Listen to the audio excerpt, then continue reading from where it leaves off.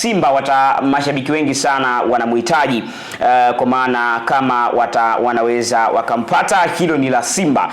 Lakini Bravius, tuzungumze kidogo kuhusiana na Faisal Salum Abdallah Fei Toto, jina ambalo limekuwa likihusishwa na usajili kwa kiasi kikubwa sana hapa nyumbani Tanzania na hata nje ya mipaka ya Tanzania. Kwa taarifa ulizonazo, huenda Faisal Salum kwa msimu huu, huyu nyota wa Azam FC na timu ya taifa ya Tanzania, akaendelea kubakia kwenye kikosi cha Azam, au kuna baadhi ya klabu huko ambazo unazijua zinamhitaji kwa kiasi kikubwa sana? Possibility ya kucheza Azam FC Faisal kwa msimu huu ipo kwa kiasi gani? Na kama haipo, huenda kuna miamba ambayo inamhitaji zaidi, na ni akina nani? Nafikiri kwa sasa hivi hakuna doubt zaidi ya timu mbili ambazo zinamuania, na yenyewe ni katika ushindani huo ambao tulikuwa tunauzungumza. Simba wanaonyesha nia ya kumhitaji Faisal Salum, wanajaribu kupush kila liwezekanalo Faisal Salum hatie wino kwenye klabu ya Simba, lakini Yanga pia hawakai mbali. Yani ni kama yani kila unachokifanya wao wapo kwa ajili ya kukuharibia. Yani Yanga ndo wanachokifanya kwa sasa hivi, lakini mpaka tunaingia hapa taarifa pia zinazidi kuenea kwamba Faisal yupo kwenye wakati mgumu, ujue kwa sasa hivi, kama ambao mwalimu sasa hivi inawezekana ameutua baada ya kuupitia. Faisal yupo kwenye wakati mgumu kwa sababu taarifa zinaeleza kuna makubaliano baina ya yeye na vilabu vyote viwili. Makubaliano yeye na Yanga, makubaliano yeye na Simba. Lakini ishu kubwa ambayo ilikuwa ama imebaki mpaka sasa hivi, inayotatiza mpaka sasa hivi tusione hatima ya Faisal, ni baina ya Azam na hizo timu zinazomhitaji. Lakini wakati tunaingia hapa za kikechero na za ndani sana, Yanga wanasema hawajamaliza usajili, kama ambavyo wamewasurprise usiku wa kuamkia leo. Watu walikuwa hawajaamka, mtu anaamka anasema labda nina wenge, ngoja nilale kwanza, labda sijaona kweli. Lakini ana ile taarifa imepostiwa kama saa 12 hivi. Unaweza ukaona kwa namna hiyo.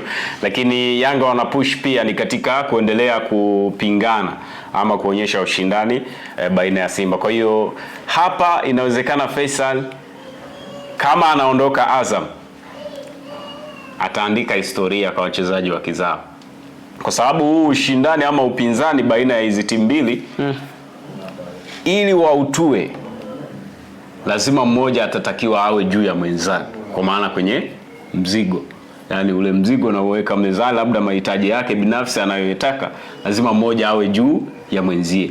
Sasa anapokuwa juu ya mwenzie, Azam wananufaika, lakini pia Faisal Salum anakuwa ni daraja lingine. Ukiachana na ubora wake, utakuja kuzungumza daraja labda kiasi anachopata, signing fee, kumvunjia mkataba alionao pale Azam. Azam bado wamerelax, wanaamini mkataba alionao unaweza kuwapatia chochote kitu, sio aondoke bure kama ambavyo wengi wanaamini kwamba kwa Azam ukipush inawezekana. Lakini kwa sasa hivi, yani kwa sasa hivi na imani kuna 50 kwa 50 kwa Simba na kwa Yanga.